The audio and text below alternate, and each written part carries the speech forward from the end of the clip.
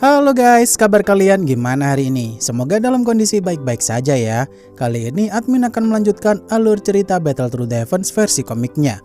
Kalau kalian suka silahkan disimak saja, tapi kalau kurang suka dengan versi komik ini silahkan skip aja. Jika kalian lupa dengan episode sebelumnya bisa cek di kolom playlist ya. Baiklah, tanpa berlama-lama lagi di opening, inilah spoiler alur cerita kelanjutannya.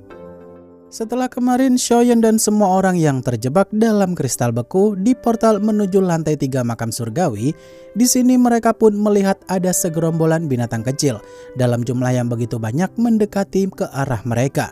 Kata Jenderal Gucing, mereka adalah binatang pelahap kuno yang menelan apapun termasuk teknik doji sekalipun.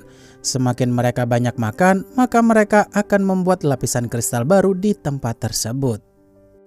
Semua orang yang mulai panik karena mereka tak boleh melawan binatang itu dengan teknik yang menggunakan doji. Di momen ini Hunya pun nekat menghancurkan tiap lapisan dinding kristal di tempat tersebut karena dirinya tuh nggak mau mati di tempat itu. Di sini Jenderal Gucing pun nyuruh Hunya untuk jangan gegabah karena tindakannya itu bisa membuat semua orang celaka. Dan ketika salah satu orang di tempat itu mengkristal, barulah Hunya mulai panik. Karena tindakannya barusan tuh malah memancing gerombolan binatang pelahap kuno lainnya berdatangan. Semua orang yang mulai panik melihat gerombolan binatang pelahap kuno itu makin banyak, Shoyen pun membakar binatang tersebut saat Shun-Er ketakutan.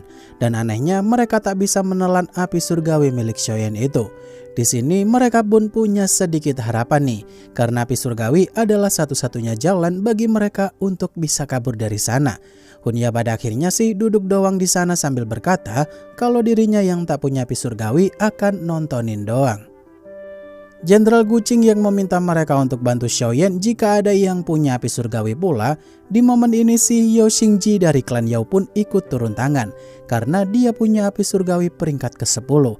Tak lupa Hozi dari klan Yan juga tak mau kalah pula, di mana dia punya api surgawi peringkat ke-8. Melihat hal itu, Shoyen pun mengeluarkan keempat api surgawinya di sana dan seketika semua orang pun auto terkaget-kaget.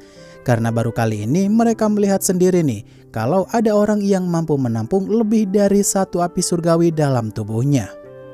Shoyen yang saat itu memimpin di depan sendiri untuk menghancurkan lapisan kristal di sana sekaligus menyerang para binatang pelahap kuno. Awalnya sih semua berjalan dengan lancar nih guys. Namun karena saking banyaknya lapisan yang harus dilalui Shoyen, dia pun mulai kelelahan. Di momen ini Shun-Er pun ngasih inti energi supaya Shoyen bisa pulih, tapi orang-orang pada gagal fokus dengan Shoyen yang langsung melahap inti energi tersebut.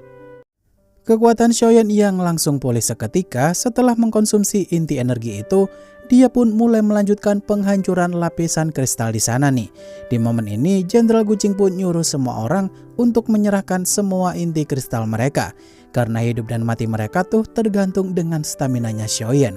Tentu saja ada beberapa yang ngasih sukarela, tapi ada yang cukup keberatan karena inti energi itu mereka kumpulkan susah payah. Shoyen yang berjanji akan berjuang sekuat tenaga setelah mendapatkan inti energi yang mereka kasih itu, di mana inti energi yang mereka kasih rata-rata inti energi 8 dan 9 yang punya energi murni begitu banyak. Setelah mengkonsumsi inti energi tersebut, Douji Shoyen pun langsung meluap-luap nih guys, di mana Shoyen langsung auto lanjut gas maju tanpa ragu sedikit pun. Setelah itu mereka melihat ada cahaya dari lantai 3, tapi ada sosok misterius yang mengintai mereka karena dia tertarik dengan 4 api surgawi dalam tubuh Shoyen. Shoyen yang nyuruh mereka semua untuk segera keluar dari sana sebelum kristal itu beregenerasi kembali. Di momen ini si sosok misterius itu pun tak tinggal diam dan pada akhirnya memanggil binatang pelahap kuno dalam jumlah yang lebih banyak lagi. Melihat hal itu semua orang pun begitu panik karena mereka semua udah kelelahan pula. Di mana Shoyen dan mereka pun terpaksa mengerahkan sisa kekuatan api surgawi masing-masing. Shoyen yang terpaksa mempertaruhkan sisa kekuatannya di sana dan menciptakan teratai api penghancur yang terakhir. Shoyen pun melepar teratai api tersebut sambil nyuruh semua orang untuk maju mengikuti tekniknya Shoyen itu. Di momen ini mereka pun mengikuti setiap arahan dari Shoyen dan bergerak cepat menuju jalan keluar dari sana. Karena teratai api penghancur Shoyen benar-benar berhasil membuka jalan bagi mereka. Xiaoyan yang saat itu mulai pingsan karena dia udah kehilangan banyak doji. Di momen ini Shun'er pun terpaksa menggendong Xiaoyan keluar dari sana. Walau dia begitu jijik melihat binatang pelahap kuno yang begitu banyak. Setelah itu mereka pun berhasil keluar bersama-sama, tapi masih ada beberapa binatang pelahap kuno yang ikut keluar ngejar mereka. Namun untung aja binatang tersebut lenyap dengan sendirinya setelah mereka keluar dari portal yang mengkristal tersebut. Shun'er yang saat itu sangat panik karena Xiaoyan tiba-tiba aja menggigil dan di lehernya tuh ada bekas gigitan binatang pula. Ternyata Xiaoyan masih sempet-sempetnya ngerjain Shun'er nih guys, padahal dia udah khawatir banget. Setelah itu semua orang pun pamit pergi dari sana dan berterima kasih kepada Xiaoyan. Dimana jika Xiaoyan mampir ke tempat klan mereka nanti, Xiaoyan akan disambut dengan baik karena udah menolong mereka barusan. Namun untuk Hunya dan Hunli itu sendiri udah kabur aja dari sana karena mereka adalah musuh Xiaoyan. Jenderal Guqing yang bertanya kepada Xiaoyan kira-kira dia mau kemana lagi setelah ini. Rencana Xiaoyan sih dia mau pergi bersama dengan Shun'er untuk mencari keberadaan makam leluhur klan Xiao. Ketika Xiaoyan pergi dari sana, Jenderal Guqing pun memutuskan untuk pergi bersama dengan Xiaoyan karena dia dapat pesan dari bapaknya Shun'er supaya melindunginya saat menjelajah di makam surgawi nanti. Malam harinya mereka yang memutuskan untuk bermalam di suatu hutan karena hari udah mulai gelap. Di sini sih Xiaoyan dapat info penting nih dari Jenderal Guqing. Katanya sih orang-orang dari klan Gu yang mencari pintu masuk makam leluhur klan Xiao hanya berputar-putar doang gak menemukan pintu masuk tersebut. Mungkin aja Xiaoyan yang merupakan keturunan klan Xiao pasti akan menemukan jalan untuk masuk ke sana. Beberapa saat kemudian mereka yang dihampiri oleh tubuh energi tingkat Bansheng yang datang ngajak mereka bermain. Tentu aja Xiaoyan dan kawan-kawan pun auto terkaget-kaget karena ranah Bansheng tuh bukan tandingan mereka.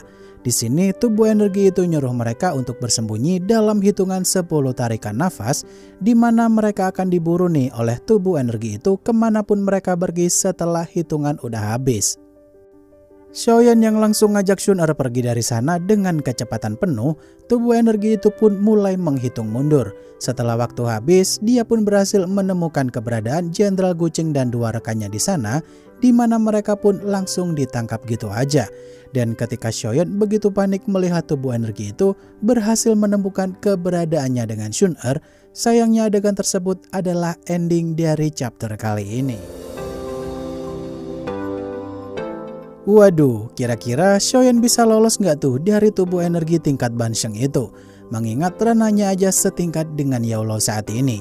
Untuk kelanjutannya sabar ya guys, admin usahakan upload secepatnya dengan jadwal 2 kali upload untuk konten spoiler komik BTTH ini. Jangan lupa kasih like-nya kalau kalian suka dengan konten ini ya. Baiklah, akhir kata terima kasih udah nonton sampai akhir dan sampai jumpa di video selanjutnya ya. Bye bye.